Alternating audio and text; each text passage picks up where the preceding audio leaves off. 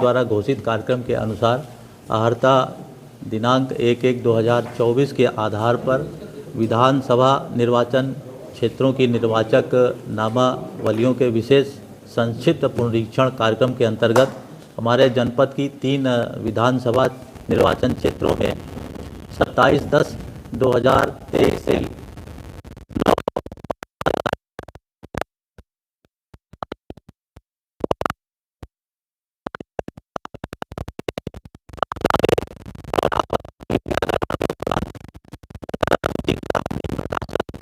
आज दिनांक 23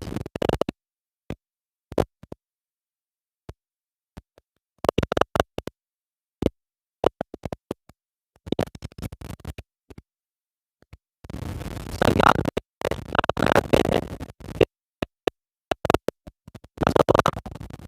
196 शिमला मऊ है। इसमें 27/10 को जो मतदाताओं की संख्या थी वो थी 12,70,730, वो थी 4,65,642 और आज जो प्रकाशन हो रहा है इसमें 4,76,207 हो गए। इस तरह से छिबरा मऊ विधानसभा में 10,565 नए मतदाताओं की संख्या ये बढ़ी है।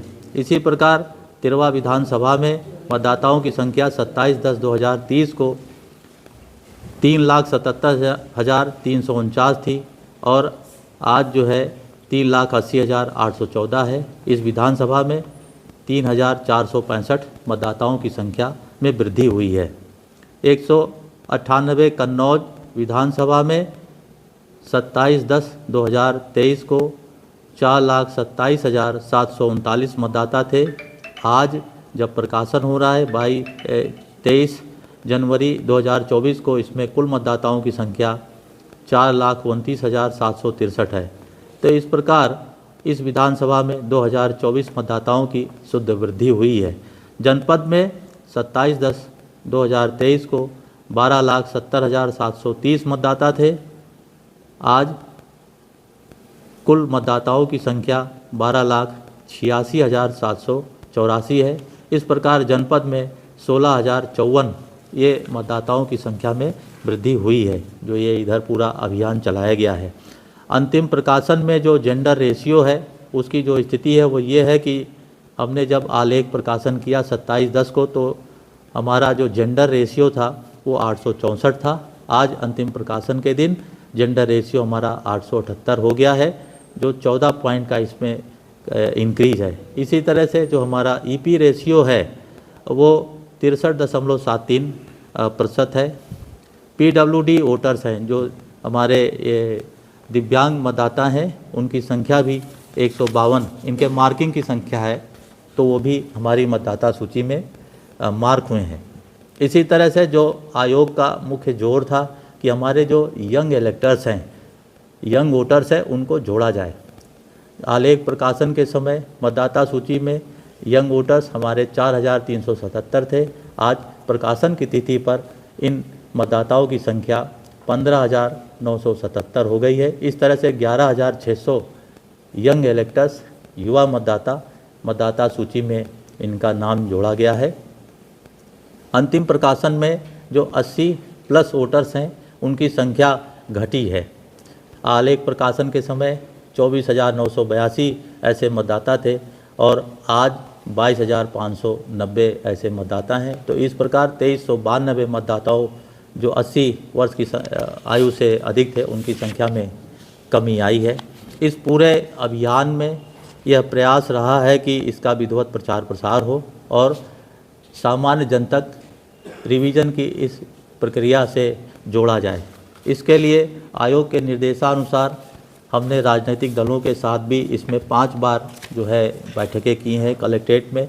उनके जो जिला स्तरीय जो पदाधिकारी हैं उनको समय समय पे मीटिंग करके उन्हें इस पुनरीक्षण कार्यक्रम के बारे में जानकारी दी गई और यह भी अनुरोध किया गया कि उनकी सहभागिता हो।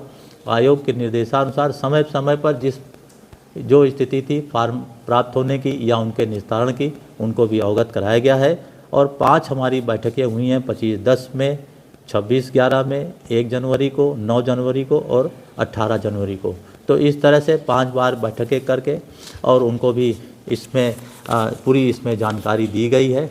आज जब प्रकाशन हो रहा है सारे मतदान केंद्रों में, हमारे बूथ लेवल के जो अधिकारी हैं ये मतदाता सूची लेके वहाँ पे उसका प्रकाशन करेंगे। तहसील जो मुख्यालय है जहाँ पे ARO का या ERO का जो ऑफिस है वहाँ पे भी हमारी मतदाता सूची उपलब्ध है। साथ ही साथ हमारे जो राजनीतिक दल हैं मान्यता प्राप्त आयोग के निर्देशानुसार उनको भी इसकी हार्ड कॉपी और सॉफ्ट कॉपी इनको भी उपलब्ध करा रहे हैं हम लोग। और कोई भी मतदाता वेबसाइट पर भी मतदाता सूची में अपने नाम की स्थिति को ये स्थिति पूरी देख सकते हैं। आयोग का ये इसमें था कि यह लोगों को बताया जाए, वे अपना एक बार इसमें ज़रूर अपना देख लें अपनी प्रविष्टियों को।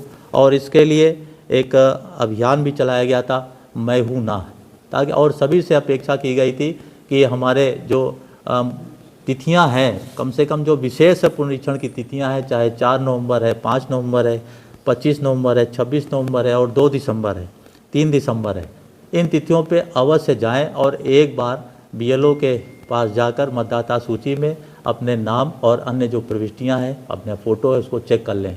तो इसमें अच्छा हमें जनपद में अपने मतदाताओं का रिस्पांस मिला है। और जो विशेष हम लोगों का इसमें था कि हम जो जेंडर रेशियो कैसे बढ़ाएं, तो उसके लिए सभी बूथ लेवल ऑफिसर्स को ये कहा गया था कि आपके भाग संख्या में पार्ट नंबर में ये जेंडर रेशियो है, आप प्रयास करिए कि यहाँ पे जो भी हमारी बहनें हैं जिनका नाम मतदाता सूची में नहीं आ पाया है उनका फॉर्म अवश्य भराया जाए। तो इस तरह से हम अपना जेंडर रेशियो भी बढ़ाने में सफल हुए हैं।